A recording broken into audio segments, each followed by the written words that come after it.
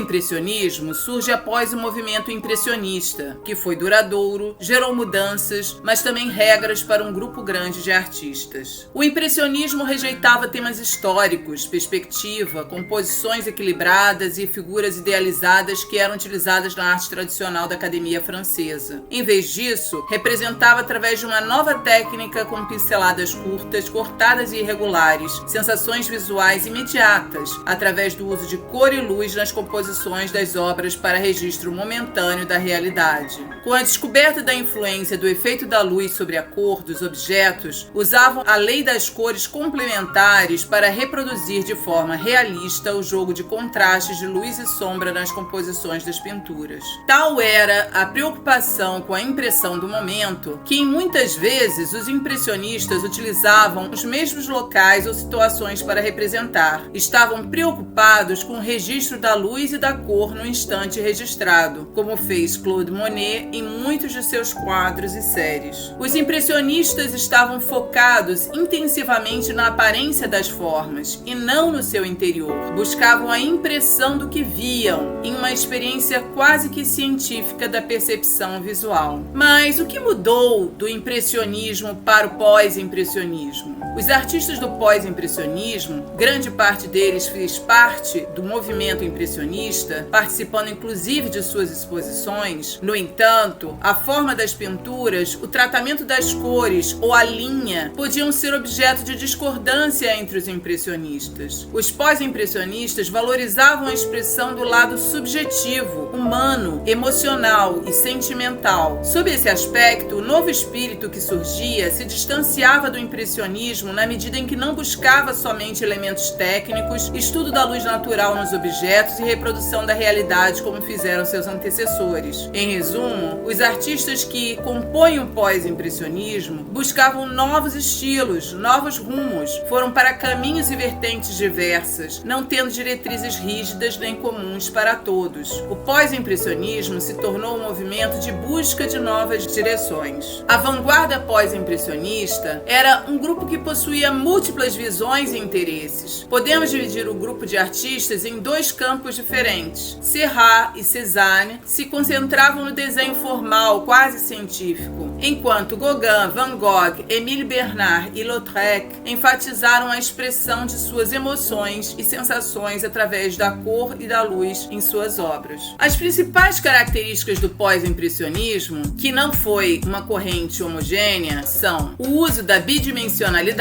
em detrimento da perspectiva, o emprego de linhas e formas expressivas com áreas fechadas e marcadas, como na gravura japonesa, retrato de temas da vida real, do cotidiano, utilização mais livre de cores, luz e texturas, visão subjetiva com cortes das figuras e cenas para acentuar o movimento, uso da técnica pontilhista, experimentação da força da imagem, o contorno de segurança e liberdade da cor. O pós-impressionismo foi um movimento francês. Ele ocorreu em finais do século XIX e incluiu 6 grandes artistas. Vamos falar um pouco de cada um desses 6 grandes artistas. Os diferentes estilos que formaram o pós-impressionismo derivaram e exploraram em várias direções as possibilidades iniciadas das rupturas de seus antecessores com a arte acadêmica. Georges Seurat tinha um método de pintura quase científico conhecido como pontilhismo. Esse método reflete sua crença de que a arte deve basear-se em um sistema. O tema Uma Tarde de Domingo na Grande Jatte é um tipo que sempre fora popular entre os pintores impressionistas, como pintura de paisagem. Entretanto, o quadro é exatamente o contrário de uma rápida impressão. Sua pincelada demonstra a paixão de Seurat pela ordem e pela permanência. A tela está coberta por pontos de cor impessoais e sistemáticas que deveriam fundir-se no olho do espectador. Paul Cézanne foi um pintor que recebeu duras críticas no início de sua carreira em suas obras e foi pouco considerado pelos impressionistas. Sua pintura foi taxada pelo público como rude, degenerada e incompetente. Contudo, embora demais solitário para se unir a qualquer grupo, pintava todo dia para tentar aperfeiçoar o que fazia, dedicando-se incansavelmente à sua arte. O que tornou a arte de Cézanne tão radical em sua época e apreciada diferenciada na nossa foi seu novo tratamento das aparências da superfície. Em vez de imitar a realidade como ela aparecia para o olho, Cézanne retratava explorando sua geometria implícita. Reproduz a natureza em termos do cilindro, da esfera e do cone. Na montanha de Santa Vitória, Cézanne retratou a cena de forma piramidal, definindo a superfície com planos coloridos. Para criar profundidade, usou cores frias como o azul e as cores quentes como o vermelho no primeiro plano, que dá a impressão de avançar, estar na frente da paisagem. Com obras fortemente estruturadas, utilizando formas geométricas bastante simples, desrespeitando a natureza e a realidade, Cézanne buscou trazer à vista o que é permanente, estando aquém do que se pode ser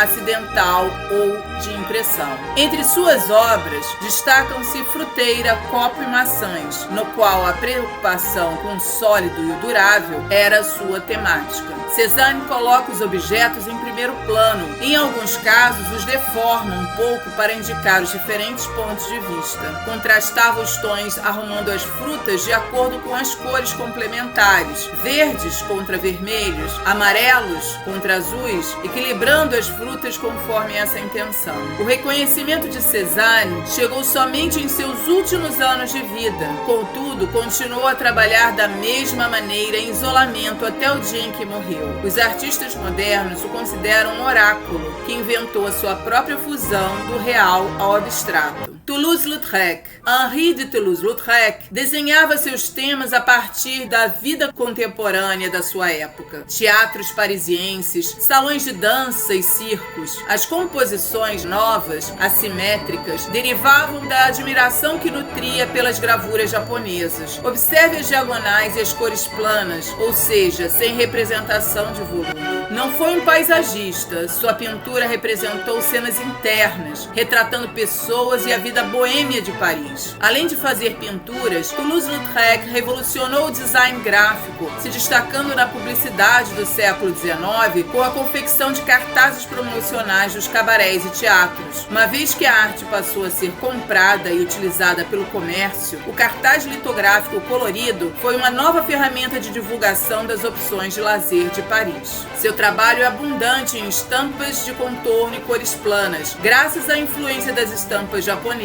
O desenho e a captura do movimento são características marcantes de suas criações artísticas. Ele é considerado um promotor do cartaz, que apesar de serem pôsteres artísticos com linhas decorativas e sinuosas, são muito característicos do modernismo. Nessa obra, Toulouse-Lautrec se mostra mais pessoal, abandonando o forte tom realista de suas primeiras obras. O interesse pelo desenho fica evidente na predileção pela linha que compõe as figuras. A alegria do lugar é perfeitamente captada, o que demonstra a perfeita sintonia do artista com o local. O dono do estabelecimento gostou tanto dessa pintura que a pendurou no bar, abrindo passagem para uma galeria de arte. Mais tarde, o artista produziu diversos cartazes publicitários para o cabaré, que passaria a história, consagrados pelos bailes, pelas atrações musicais e por suas estonteantes bailarinas. Essa grande pintura apresenta o Moulin Rouge, um salão de dança popular onde homens de casacos escuros e cartolas conversam entre si, enquanto as mulheres mostram seus chapéus extravagantes e estolas de plumas. No centro, as pessoas estão dançando.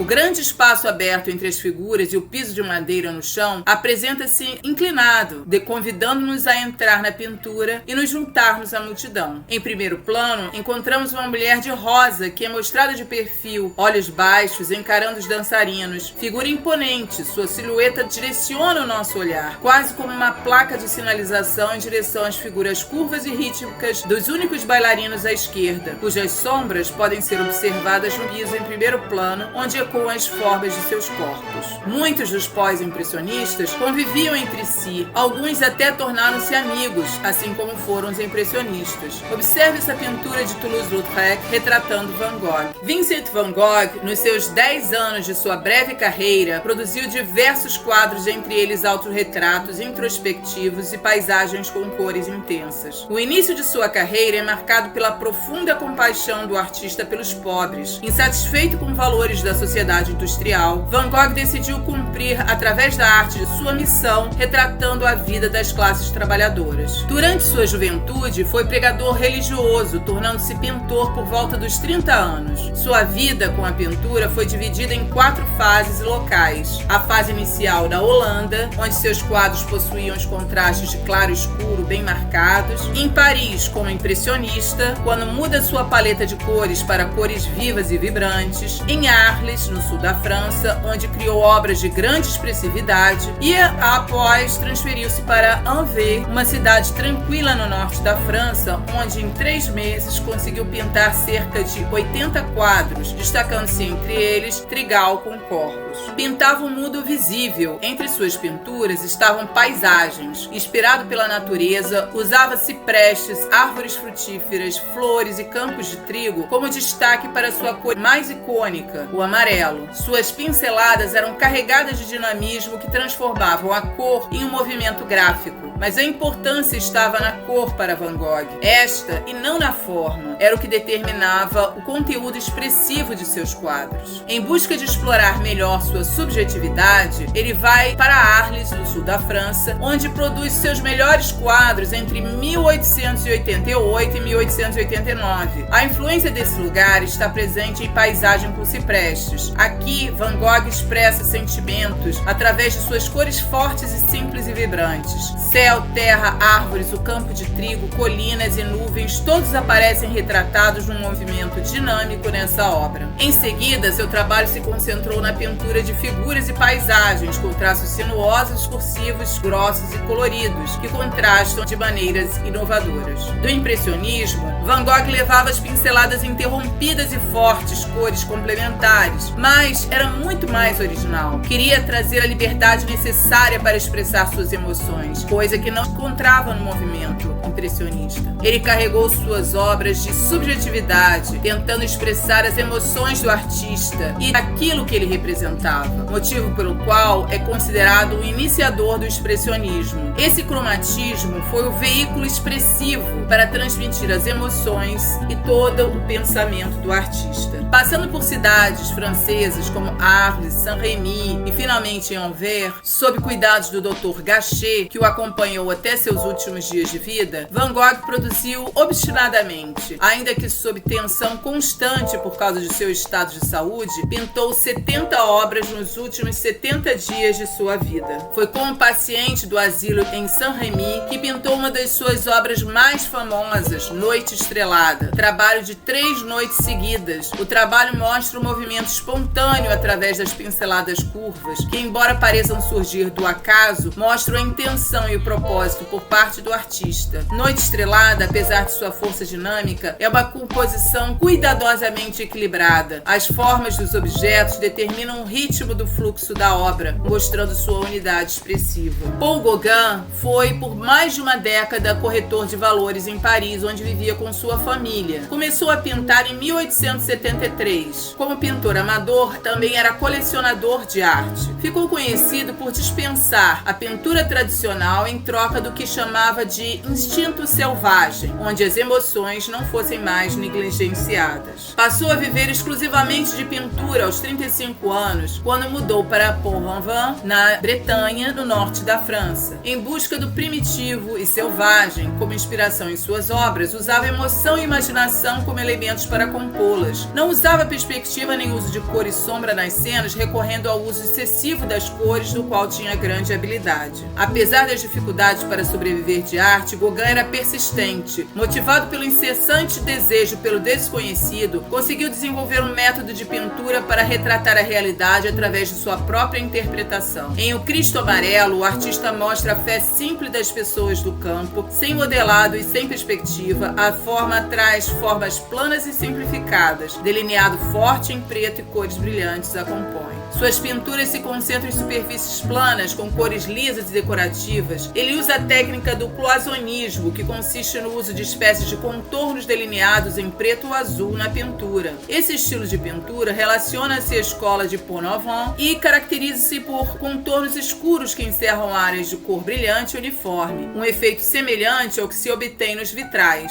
Gauguin e Émile Bernard trabalharam juntos em Pont-Aven no final da década de 1888 e acredita-se que Bernard tenha sido influência estimulante na obra de Gauguin. Gauguin impregnou suas pinturas do mundo exótico do Tahiti e do chamado primitivismo da Bretanha. Suas obras mostram o uso expressivo da cor com caráter simbólico, utiliza cores fortes, intensas e com grandes contrastes cromáticos. O simbolismo é uma constante nas obras de Gauguin. Um exemplo recorrente é o uso de flores para simbolizar a inocência. Gauguin renuncia à perspectiva em suas pinturas e se afasta das raízes do cubismo e simplifica as formas, estilizando e definindo seus contornos. Também suprime modelagem e sombras. Seu senso de cor será notado mais tarde nos fauvistas e nos expressionistas. A obra Laurana Maria, Eu Vos Saúdo Maria, mostra uma interpretação remodelada em termos tahitianos para o tema da Anunciação. Figuras simplificadas, contornos firmes, cores ricas expressam a vitalidade que Gauguin observava dessa cultura. A pintura de Gauguin é caracterizada por natureza alegórica, decorativa e sugestiva. Ele utilizou formas dimensionais estilizadas, sintéticas e estáticas. Gauguin foi um dos artistas que desenvolveu as técnicas do sintetismo e alveolismo, estilos de representação simbólica da natureza, nos quais se utiliza formas simplificadas e cores vivas. São contribuições suas para a arte as formas planas, o uso arbitrário da cor intensa para obter impacto emocional no espectador e a interpretação subjetiva da realidade. Émile-Henri Bernard foi conhecido mais como Émile Bernard, foi um pintor e também escritor francês. Foi amigo de vários artistas pós-impressionistas como Van Gogh, Cézanne e Gauguin. É considerado um pintor precursor do simbolismo. A maior parte do seu trabalho notável foi realizado em uma idade jovem, dos anos de 1886 a 1897. Émile Bernard também é associado ao cloisonnismo e ao sintetismo, como Gauguin. Concluindo, o pós-impressionismo pode ser considerado uma extensão do impressionismo. Os artistas dessa tendência buscavam novos estilos, novos conceitos e novas formas, trabalhando composição de cor e luz. Diferentemente do impressionismo, ele não foi um movimento homogêneo. Pela busca da liberdade de se distanciar ainda mais dos padrões acadêmicos anteriores, esses movimentos ganham força e foram responsáveis pela influência de uma gama de outros movimentos seguintes. Suas influências e repercussões são notáveis nas vanguardas europeias do século XX, tanto na Europa quanto em outros países como o Brasil.